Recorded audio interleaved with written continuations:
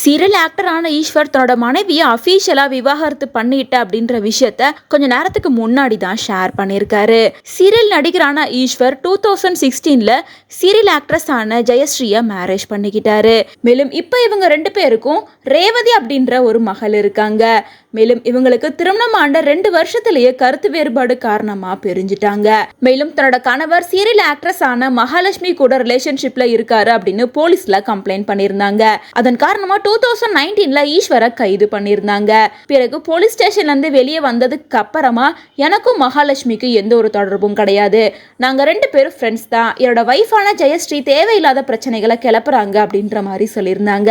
அதை தொடர்ந்து கொஞ்ச நாள்லயே ரவீந்தருக்கும் மகாலட்சுமிக்கும் மேரேஜ் ஆயிருந்தது. அதுக்கப்புறமா திவ்யா ஸ்ரீதர் அர்ணவோட விவாகரத்து பிரச்சனை வெளிவர ஆரம்பிச்சது. அந்த டைம்லயுமே திவ்யா ஸ்ரீதர் கூட இவர் ரிலேஷன்ஷிப்ல இருக்காரு அப்படின்ற மாதிரி குற்றச்சாட்டை வச்சுட்டு வந்தாங்க. அது மட்டும் இல்லாம நிறைய ஆடியோக்களையும் ரிலீஸ் பண்ணிட்டு வந்தாங்க. தொடர்ந்து நிறைய சீரியல் நடிகை கூட இவருக்கு தொடர்பு இருக்கு அப்படின்னு சொல்லிட்டு பலருமே பேசிட்டு வந்தாங்க.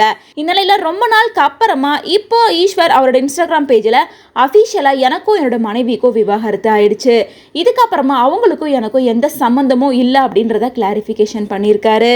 மேலும் இவரோட விவாகரத்து கிட்டத்தட்ட 5 வருஷமா கோர்ட்ல இழுத்தடிக்கப்பட்டுட்டு வந்துச்சு. லாக்டவுன் காரணமா ரொம்ப நாளா இவங்களோட விவாகரத்து கேஸை தள்ளி போட்டிருந்தாங்க. இப்போ 5 வருஷத்துக்கு அப்புறமா இவங்க 2 பேத்துக்கும் எந்த சம்பந்தமும் இல்லை அப்படின்னு விவாகரத்து அறிக்கை வந்ததுக்கு அப்புறமா தன்னோட லாயர் கூட சேர்ந்து இந்த போஸ்டை கொஞ்ச நேரத்துக்கு முன்னாடி தான் ஈஸ்வர் ஷேர் பண்ணியிருக்காரு.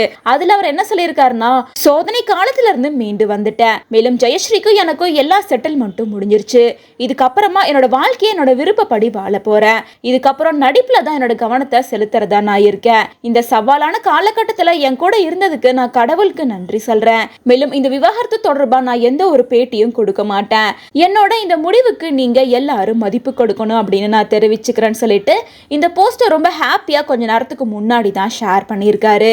அதை தொடர்ந்து ஜெயஸ்ரீ இப்போ வரைக்கும் இந்த விஷயத்தை பத்தி எதுவும் சொல்லாம அமைதியாக தான் இருந்துட்டு இருக்காங்க. ஆனா அடிக்கடி ரீசெண்டா நிறைய யூடியூப் சேனலுக்கு இன்டர்வியூ தன்னோட மகள் கூட சேர்ந்து கொடுத்துட்டு தான் வராங்க. இதுக்கப்புறமா அவங்களோட ரிப்ளை என்னவா இருக்கும் அப்படிங்கிறத வெயிட் பண்ணி தான் பார்க்கணும்.